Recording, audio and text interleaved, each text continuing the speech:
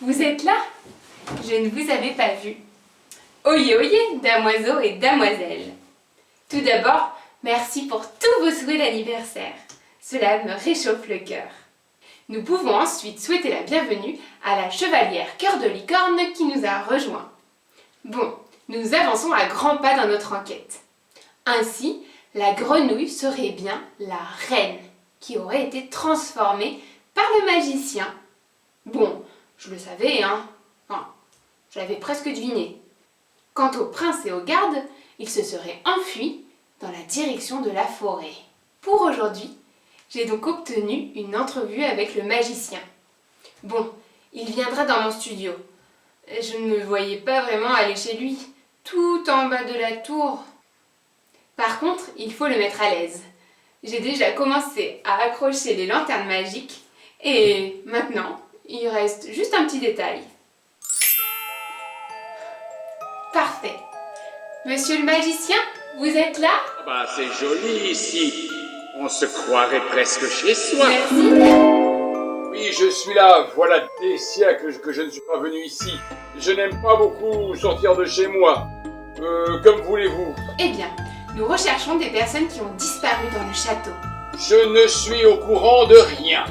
Et on nous a dit que vous aviez transformé la reine en grenouille. Est-ce vrai? Qui vous a dit ça? Oui, bah ça n'a pas beaucoup d'importance. J'ai transformé la reine.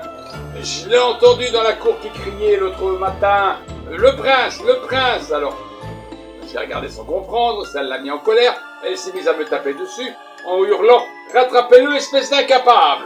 Et vous l'avez transformé. On n'insulte pas un magicien. On ne tape pas un magicien. Je l'ai transformé en grenouille pour la punir jusqu'à ce que quelqu'un vienne demander de la remettre dans son état. Mais personne n'est venu demander. Bon, et puis c'est pas si grave, le château est beaucoup plus calme ce temps-ci. Et savez-vous où est le prince? Ou le garde? Le prince, le garde. Je ne sais pas ce qui leur est arrivé, vraiment désolé. Et les bijoux de la reine? Qui pourrait être intéressé par l'or, par les bijoux? Le dragon? Le dragon. Quelqu'un vous a-t-il dit que le dragon cherchait un trésor ces temps-ci? Ou les nains? Les nains sont terriblement intéressés par l'or. Ah, avant que vous ne partiez, ministre Cariane, j'ai quelque chose à vous donner. C'est de la part de tous les habitants du château. Et oui, une baguette magique. C'est votre anniversaire, ministre Cariane. Bon anniversaire. Ah. Allez les habitants, les chevaliers, les chevalières, chantez tous avec moi. Joyeux anniversaire, joyeux anniversaire, joyeux anniversaire, Cariane. Joyeux anniversaire.